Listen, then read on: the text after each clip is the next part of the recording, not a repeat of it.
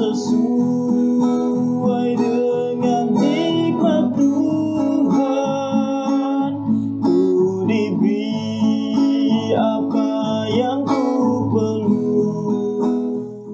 Saudara-saudari yang terkasih dalam nama Tuhan kita Yesus Kristus, hari ini kita bersyukur karena kita bisa kembali dalam program belajar Alkitab Renungan Satu Pasal Satu Hari. Hari ini kita akan merenungkan firman Tuhan dari Keluaran pasalnya yang ke-7. Dan di hari ini kita akan melihat, membaca, dan merenungkan bersama-sama bagaimana Tuhan akan kembali mengutus Musa untuk menghadap Firaun. Dan nantinya kita juga akan membaca kuasa Tuhan yang begitu luar biasa ketika Dia memberikan tulahnya yang pertama kepada Firaun dan bangsa Mesir.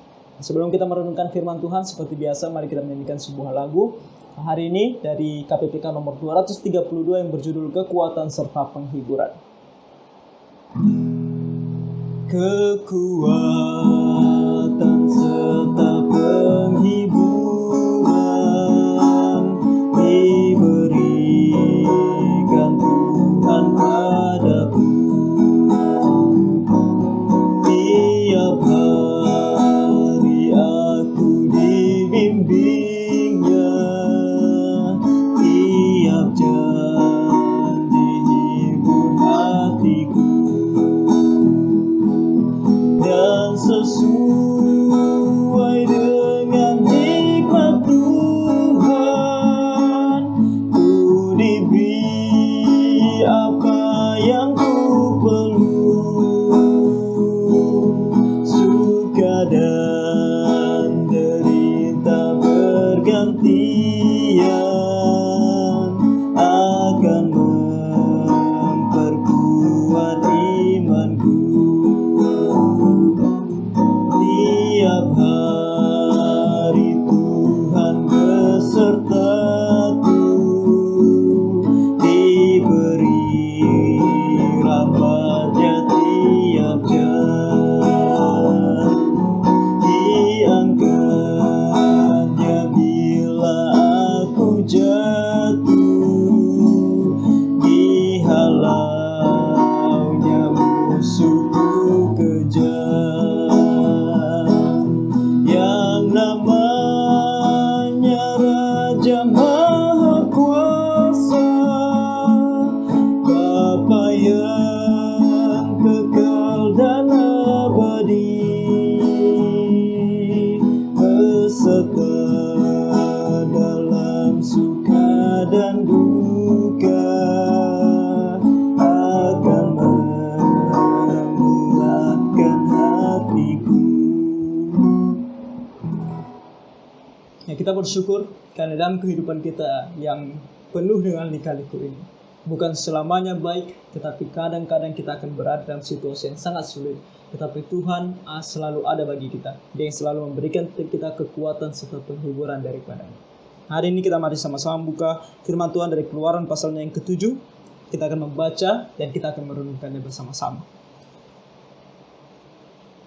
Ayat yang pertama. Berfirmanlah Tuhan kepada Musa, "Lihat, aku mengangkat engkau sebagai Allah bagi Firaun, dan Harun, abangmu akan menjadi nabimu. Engkau harus mengatakan segala yang kuperintahkan kepadamu, dan Harun abangmu harus berbicara kepada Firaun supaya dibiarkannya orang Israel itu pergi dari negerinya. Tetapi aku akan mengeraskan hati Firaun, dan aku akan memperbanyak tanda-tanda dan mujizat yang kubuat di tanah Mesir. Bila mana Firaun tidak mendengarkan kamu, maka aku akan mendatangkan tanganku kepada Mesir dan mengeluarkan pasukanku, umatku, orang Israel dari tanah Mesir dengan hukuman-hukuman yang berat. Dan orang Mesir itu akan mengetahui bahwa akulah Tuhan apabila aku mengacungkan tanganku terhadap Mesir dan membawa orang Israel keluar dari tengah-tengah mereka." Nah, seperti kemarin kita membaca di pasalnya yang ke-6, bagian yang terakhir yaitu terkhusus di ayat 27 sampai 29, di mana Tuhan kembali berbicara kepada Musa. Dia berkata kepada Musa, kalau kita kembali lihat di ayat yang ke-28 dari pasal 6, "Akulah Tuhan, katakanlah kepada Firaun Raja Mesir segala yang kufirmankan kepadamu." Nah, ini bukanlah pengulangan dari apa yang sudah terjadi di pasal-pasal sebelumnya, tetapi kembali Tuhan mengutus Musa. Setiap kali Tuhan mau kembali mengutus Musa dengan sebuah fase yang baru atau chapter yang baru, kita melihat bahwa Tuhan kembali memberitahukan kepada Musa apa yang harus dia lakukan. Dan di sini ada sebuah penekanan yang Tuhan berikan. Kalau kita membaca ayat kedua, Engkau harus mengatakan segala yang kuperintahkan kepadamu. Jadi Musa tidak boleh mengatakan apapun di luar dari apa yang Tuhan katakan. Terkadang kita menggunakan pemikiran kita, pengalaman kita untuk menyampaikan apa yang kita pikir adalah perkataan Tuhan. Tetapi Tuhan ingin bahwa setiap hal yang disampaikan oleh nabinya adalah apa yang dia katakan. Makanya saudara-saudara, ini akan menjadi prinsip yang terus sampai para nabi lainnya nantinya, para rasul, bahkan sampai hari ini. Setiap kita yang menyampaikan firman Tuhan, terkhusus kepada para hamba Tuhan, harus selalu berbicara sesuai dengan apa yang dikatakan oleh Tuhan, sesuai dengan Alkitab bagi kita. Sebab Alkitab sudah selesai dituliskan. Kepada Musa setiap hal yang dikatakan oleh Tuhan. Kenapa? Karena pada saat itu Taurat Tuhan belum dituliskan. Kita tahu yang menuliskan kitab Taurat ini adalah Musa sendiri. Jadi bagi Musa belum ada firman Tuhan yang tertulis yang bagi dia bisa dia baca dan dia sampaikan kepada umat Tuhan. Dia harus mendengarkan langsung daripada Tuhan. Setiap kata yang disampaikan oleh Tuhan itulah yang dia boleh berikan kepada orang atau kepada Firaun. Tidak boleh dia tambahkan, dia tidak boleh kurangi. Sebab firman Tuhan itu sangat penting setiap detailnya. Dan detail yang menurut kita harus ada di dalamnya tidak penting bagi Tuhan. Yang Tuhan inginkan adalah setiap hal yang dia katakan. Demikian juga dengan kita. Saudara-saudara, kita sebagai orang Kristen zaman sekarang, kita sudah sangat bersyukur. Karena kita tidak perlu menantikan suara Tuhan langsung datang dari surga supaya kita tahu kehendaknya. Karena dia sudah menuliskan kepada kita dari kitab Kejadian sampai kitab Wahyu, begitu banyak hal yang Tuhan ingin beritahukan kepada kita, yang walaupun kita sudah pernah membacanya keseluruhan, kalau kita kembali membacanya kita akan mendapatkan begitu banyak hal yang baru. Sebab bukan karena firman Tuhan berubah, tetapi kita yang berubah. Semakin kita dewasa di dalam kerohanian kita, semakin dalam kita bisa mengetahui apa yang dituliskan oleh Tuhan di dalam firman-Nya ini. Jadi tentang penglihatan suara langsung daripada surga, kita tidak perlu untuk saat ini. Sebab Tuhan sudah menuliskannya dari kitab Kejadian sampai kitab Wahyu, seluruh kehendaknya. Dan tentang apa yang kita harus lakukan, tentang apa yang harus kita perbuat, semuanya sudah dituliskan di dalam Tuhan. Segala aspek di dalam kehidupan kita, kita bisa baca di dalam firman Tuhan. Jadi saudara-saudara, kita yang menyampaikan firman Tuhan juga harus sangat berhati-hati. Jangan kita mengedepankan pengalaman kita. Meskipun itu tidak disampaikan oleh firman Tuhan, kemudian karena kita mengalaminya terus kita katakan bahwa itu yang benar. Tidak bisa. Prinsipnya adalah segala yang kuperintahkan kepadamu, segala yang diperintahkan Tuhan, itulah yang harus kita sampaikan. Apa yang dituliskan di dalam Alkitab ini cukup bagi setiap orang untuk tahu apa yang diperintahkan oleh Tuhan. Dan di sini dikatakan bahwa itu harus segala yang kuperintahkan kepadamu. Dan di sini juga dikatakan bahwa Firaun akan mengeraskan hatinya. Dikatakan di ayat 3, tetapi aku akan mengeraskan hati Firaun dan aku akan memperbanyak tanda-tanda dan mujizat-mujizat yang kubuat di tanah Mesir. Artinya di sini Tuhan akan menggunakan kekerasan hati Firaun. Tuhan tidak akan melembutkan hatinya. Tuhan tidak akan membuat dia mengizinkan bangsa Israel dengan mudah untuk keluar dari tanah Mesir. Karena Tuhan ingin menambahkan begitu banyak mujizat supaya apa? Di ayat 4, bila mana Firaun tidak mendengarkan kamu, maka aku akan mendatangkan tanganku kepada Mesir dan mengeluarkan pasukanku, umatku, orang Israel dari tanah Mesir dengan hukuman-hukuman yang berat, dan orang Mesir itu akan mengetahui bahwa akulah Tuhan. Di sini kita melihat bahwa ini adalah hal yang kemarin dikatakan oleh Firaun, aku tidak mengenal siapa itu Tuhan. Orang Mesir tidak mengenal siapa itu Tuhan. Tetapi sekarang Tuhan akan menunjukkan kepada mereka siapa itu Tuhan yang sesungguhnya di dalam keadilan. Saudara-saudara, jangan sampai Tuhan melakukan hal ini kepada kita. Karena di sini kita melihat orang yang mengeraskan hatinya seperti Firaun, orang-orang Mesir yang tidak mau percaya kepada Tuhan, meskipun disampaikan oleh Musa, meskipun disampaikan oleh orang-orang Israel selama ini kepada mereka melalui perbuatan, melalui kesaksian mereka. Mereka tidak mau percaya kepada Tuhan ini. Jangan sampai Tuhan menunjukkan siapa dirinya melalui hal ini. Karena ini adalah penghukuman.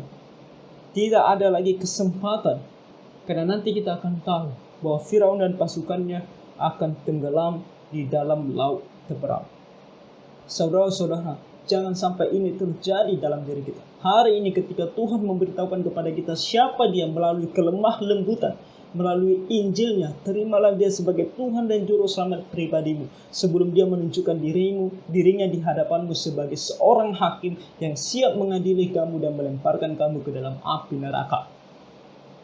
Ini bukan ancaman dari saya. Ini adalah firman Tuhan yang mengatakan setiap yang percaya kepadanya akan diselamatkan dan masuk surga, dan setiap orang yang tidak percaya kepadanya akan binasa di dalam api neraka.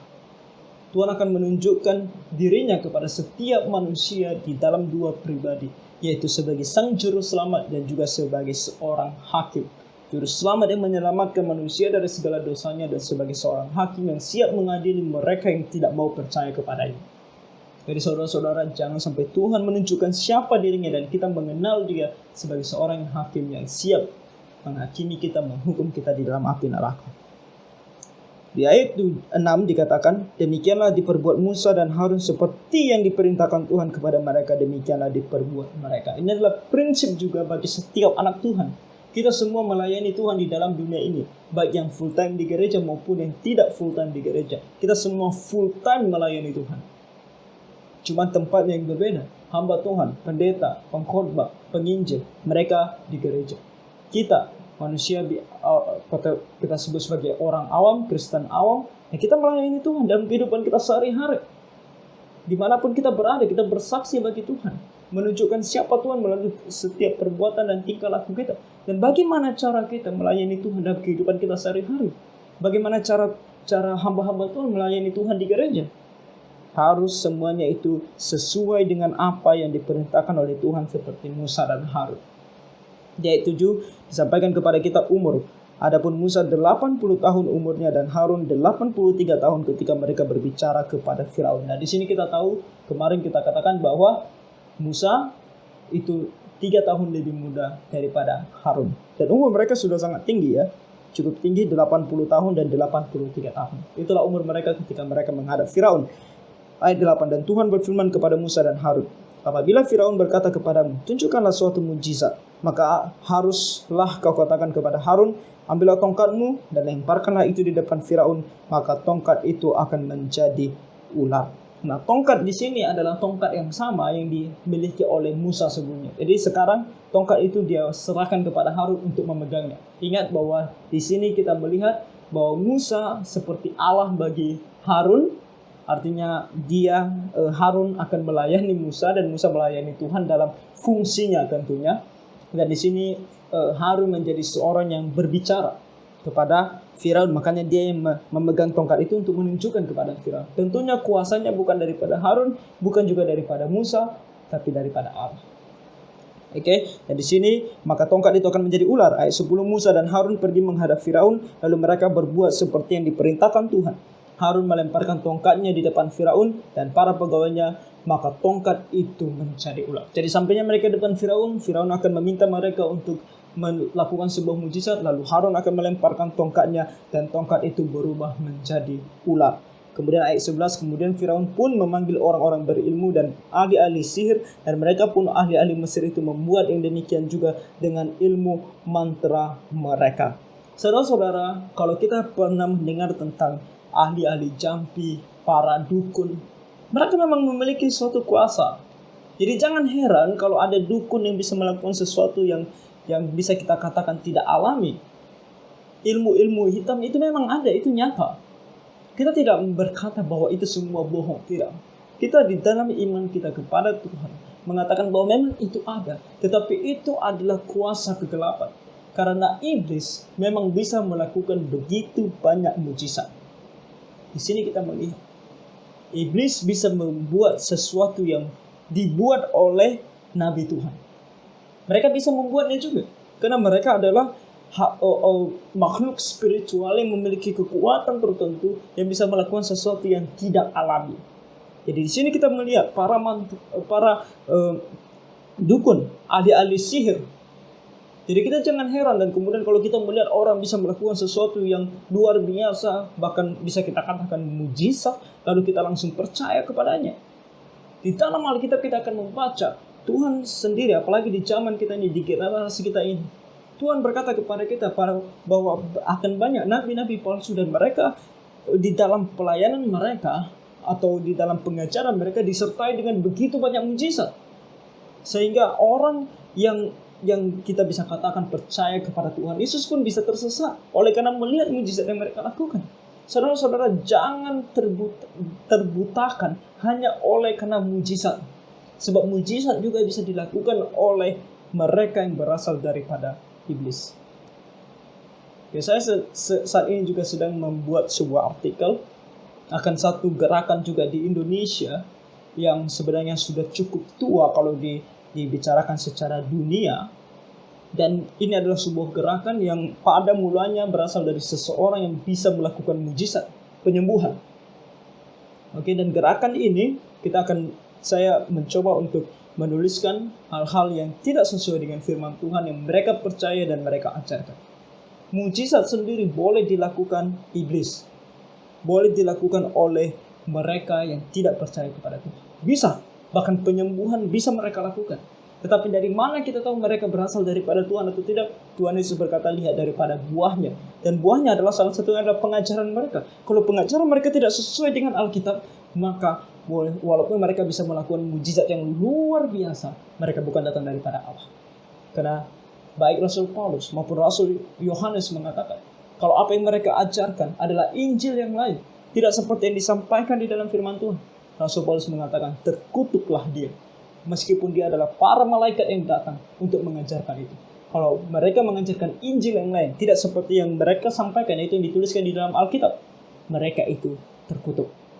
Itu yang dikatakan Rasul Paulus.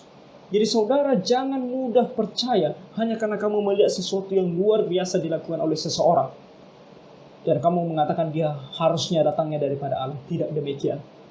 Tuhan sudah memperingatkan kepada kita. Tuhan sudah memberikan firman-Nya kepada kita. Ujilah setiap roh, apakah mereka datang daripada Allah atau tidak. Dengan apa? Dengan firman Tuhan. Ini bukti bahwa iblis pun bisa melakukannya.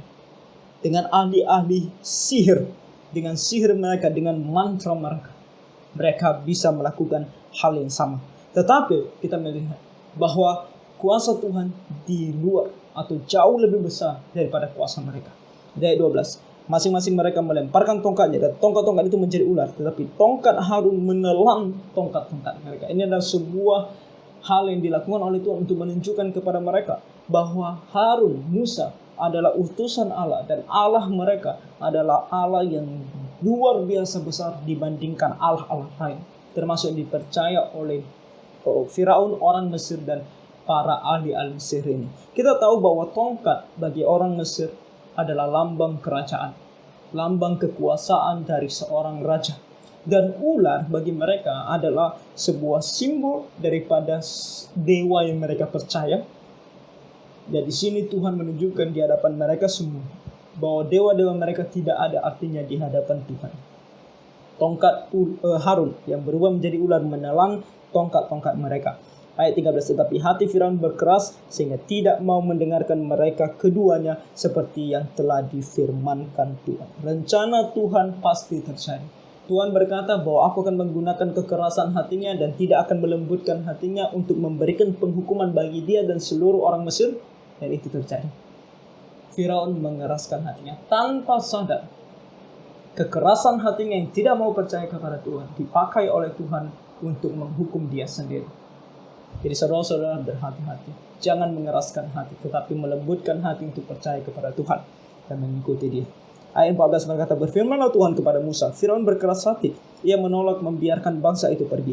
Pergilah kepada Firaun pada waktu pagi. Pada waktu biasanya ia keluar ke sungai. Nantikanlah dia di tepi sungai Nil dengan memegang di tanganmu tongkat yang tadinya berubah menjadi ular. Tongkat yang sama. Nah, Tuhan berkata, Firaun sudah mengeraskan hatinya, sekarang kamu pergi kepada dia pagi-pagi di sungai Nil. Nah, kenapa Firaun memiliki kebiasaan untuk pergi ke sungai Nil pagi-pagi? Kita tidak tahu. Kemungkinan besar karena dia mau melakukan ritual-ritual tertentu di sungai Nil, karena itu adalah kepercayaan mereka.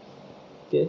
Dan Tuhan berkata, temui dia di sana. Ayat 16, dan katakanlah kepadanya, Tuhan Allah orang Ibrani telah mengutus aku kepadamu untuk mengatakan, biarkanlah umatku pergi, supaya mereka beribadah kepadaku di padang gurun, meskipun begitu sampai sekarang engkau tidak mau mendengarkan. Sebab itu beginilah firman Tuhan, dari hal yang berikut akan kau ketahui bahwa akulah Tuhan. Lihat, dengan tongkat yang di tanganku ini, akan kupukul air yang di sungai Nil, dan air itu akan berubah menjadi darah. dan ikan yang dalam sungai Nil akan mati, sehingga sungai Nil akan berbau busuk, maka orang Mesir akan segan meminum air dari sungai Nil ini. Jadi saudara-saudara, Tuhan mengatakan kepada Musa, pergi kepada Firaun dan katakan kepada dia, karena engkau masih menolak apa yang dikatakan oleh Tuhan, karena engkau tidak takut akan dia, maka dia akan menunjukkan siapa dia. Dia akan menunjukkan siapa dia melalui kuasanya, sehingga engkau tahu siapa dia. Dan Musa akan memukul air tersebut, dan air itu akan menjadi darah. Ayat 19, Tuhan berfirman kepada Musa, katakanlah kepada Harun, ambillah tongkatmu, ulurkanlah tanganmu ke atas segala air orang Mesir, ke atas sungai, selokan, kolam, dan ke atas segala kumpulan air yang ada pada mereka, supaya semuanya menjadi darah, dan akan ada darah di seluruh tanah Mesir, bahkan dalam wadah kayu dan wadah batu. Jadi kalau di sungai Nil seluruh ikan akan mati, tapi bukan hanya di sungai Nil. Di semua air yang ada di tanah Mesir akan menjadi darah. Itulah tulah yang pertama. Penghukuman Tuhan atas Firaun dan orang Mesir yang tidak mau percaya kepada Tuhan untuk menunjukkan siapa dia di hadapan mereka semua. Ayat 20, demikianlah Musa dan Harun berbuat seperti difirmankan Tuhan. Diangkatnya tongkatnya itu dan dipukulkannya kepada air yang di sungai Nil di depan mata Firaun dan pegawai-pegawainya, maka seluruh air yang di sungai Nil berubah menjadi darah. Matilah ikan di sungai Nil, sehingga sungai Nil itu berbau busuk, dan orang Mesir tidak dapat meminum air dari sungai Nil, dan di seluruh tanah Mesir ada darah. Dan ini betul-betul darah, bukan hanya sekedar air yang berwarna merah, tetapi ini betul-betul darah, dan membuat ikan-ikan mati, dan betul-betul mati sehingga berbau busuk. Bayangkan, 10-100 ekor ikan mati, kita bisa mencium baunya. Apalagi seluruh ikan di sungai mati. Bayangkan betapa mengerikannya baunya. Itulah penghukuman bagi mereka. Katakan ayat 22, tetapi para ahli Mesir membuat yang demikian juga dengan ilmu-ilmu mereka, ilmu-ilmu mantra mereka, sehingga hati Firaun berkeras dan ia tidak mau mendengarkan mereka keduanya, seperti yang telah difirmankan Tuhan. Kita kalau melihat seseorang bisa mengubah air menjadi darah, apa yang akan dipikirkan? Apa yang akan timbul di dalam pikiran kita? Pasti kita berkata, wah, luar biasa. Musa dan Harun bisa melakukannya. Tetapi bagi Firaun ini tidak luar biasa, karena iblis pun bisa melakukannya. Para ahli sihir orang Mesir juga bisa melakukan. Mereka juga bisa mengambil air dan menjadikannya darah. Jadi saudara-saudara, ini adalah kembali pekerjaan iblis. Iblis juga bisa melakukannya. Jadi Firaun berkata, ahli-ahli sihirku juga bisa melakukannya. Jadi dia berkata, untuk apa aku percaya? Lalu dia tidak menghiraukan mereka. Ayat 23, Firaun berpaling lalu masuk ke istananya dan tidak mau memperhatikan hal itu juga. Dan Tuhan mengizinkan semuanya ini terjadi, supaya Firaun di dalam kekerasan hatinya akan terus mengeraskan hatinya dan tidak mau mengikuti perintah Tuhan, dan Tuhan akan terus menunjukkan siapa dia di depan mereka. Nah, tulah-tulah ini beberapa di antaranya bisa dilakukan oleh para ahli sihir, tetapi nanti kita akan melihat di mana mereka sudah tidak bisa melakukannya, karena Tuhan betul-betul menunjukkan kuasanya yang jauh di atas kuasa mereka semua. Ayat 24, tetapi semua orang Mesir menggali-gali di sekitar sungai Nil mencari air untuk diminum, sebab mereka tidak dapat meminum air sungai Nil. Demikianlah genap 7 hari berlalu setelah Tuhan menulahi sungai Nil. Jadi 7 hari lamanya di mana Tuhan membuat sungai Nil menjadi darah. Itu adalah sumber air bagi orang-orang Mesir, dan mereka tidak mendapatkan air di mana-mana karena semuanya sudah menjadi darah. Saudara-saudara yang terkasih dalam Tuhan, apa sih yang kita lihat dari tulah ini? Kuasa Allah.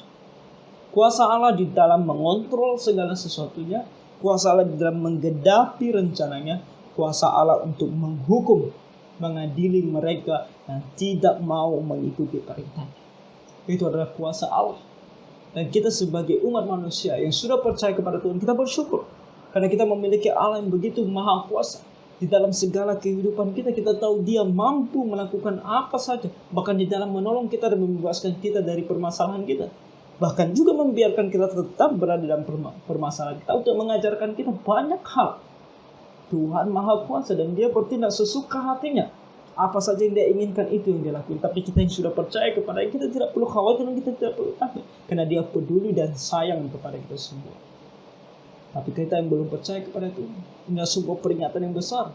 Tuhan, Allahnya Abraham, Ishak dan Yakub, yang tidak lain dan tidak bukan adalah Tuhan Yesus sendiri yang pernah datang ke dalam dunia untuk mati di atas kayu salib bagi dosa-dosa umat manusia. Adalah Tuhan yang begitu luar biasa kuasanya. Dan di dalam pengadilannya, dia bisa melakukan apa saja termasuk melemparkan manusia ke dalam api neraka. Oleh karena itu, ini adalah sebuah peringatan supaya kita percaya kepadanya. Supaya kita tidak dihukum oleh dia, tetapi dikasihani dan diselamatkan oleh dia. Kita yang sudah percaya kepada Tuhan, mari kita giat untuk memberitahukan kepada orang tentang Tuhan Yesus. Kita kabarkan Injil Tuhan ini kepada setiap orang, supaya mereka juga mengenal Tuhan Yesus dan percaya kepadanya. Karena hanya itulah satu-satunya cara mereka untuk masuk surga. Allah-Allah lain mungkin memiliki kuasa, bahkan seperti para tukang sihir ini, menggunakan kuasa si iblis untuk melakukan begitu banyak dosa. Tetapi Tuhan kita, Allah Abraham, Ishak dan Yakub, dan Allahnya kita orang Kristen, itu Tuhan Yesus sendiri, adalah Tuhan yang begitu luar biasa kuasanya, yang hanya Dialah yang bisa menyelamatkan manusia dari segala dosanya. Oleh karena itu, jangan kita berlambat-lambat. Orang-orang yang kita kasihi di dalam dunia ini, mereka cuma hanya kita bisa lihat di dalam dunia ini kalau mereka tidak percaya kepada Tuhan. Sebab nanti ketika mereka tinggalkan dunia ini, mereka akan berada di dalam penghukuman. Dan kita yang mengasihi mereka tentu tidak mau mereka berada di dalam penghukuman. Oleh karena itu, kita harus memberitahukan kepada mereka tentang Tuhan Yesus. Jadi saudara-saudara, adalah ini menjadi pelajaran berharga bagi kita. Di samping tadi kita sudah melihat bahwa jangan gampang tertipu dengan mujizat-mujizat yang bisa orang lakukan di luar sana, bahkan mengatasnamakan Tuhan. Lihat apa yang mereka ajarkan, bandingkan, uji dengan firman Tuhan. Kalau apa yang mereka ajarkan tidak sesuai dengan firman Tuhan, kita bisa katakan bahwa mereka mengajarkan yang sesat. Walaupun mereka begitu banyak melakukan mujizat, hal-hal yang luar biasa, hal-hal yang kita tidak bisa pikirkan dan kita tidak bisa lakukan. Tapi kalau ajaran mereka tidak sesuai dengan firman Tuhan, mereka adalah orang yang sesat. Jadi kiranya Tuhan menolong kita semua. Tuhan memberkati.